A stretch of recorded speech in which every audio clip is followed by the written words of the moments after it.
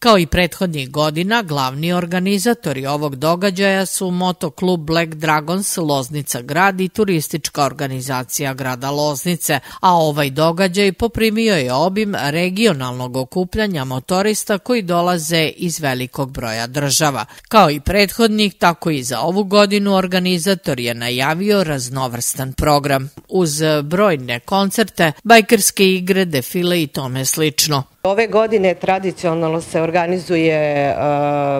organizuju motosusreti, motočašće 2025. u organizaciji Motokluba Black Dragons.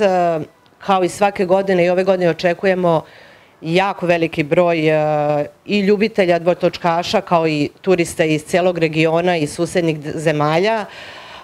Ove godine je motočašće predviđeno za 18. i 19. jul.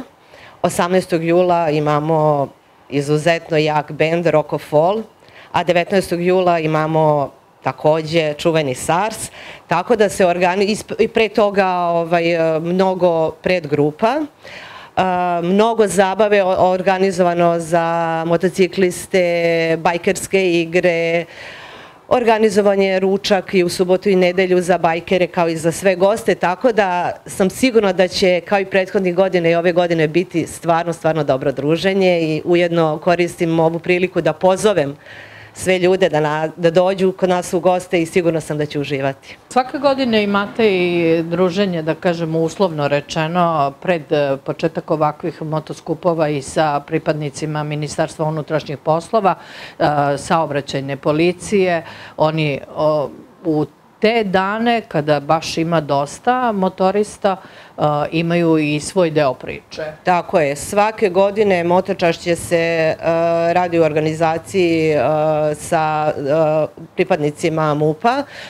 Znači, svake godine pripadnici MUP-a su uvek parkirani oko našeg motoskupa kako ne bi došli u situaciju da neko pod dejstvom alkohola vozi, jer bezbednost je najvažnija. Tako da imamo fantastičnu saradnju sa njima. Do sada je uvek sve prolazilo bez ikakvih problema. Organizacija je fantastično prolazila i stvarno smo zahvalni na saradnji.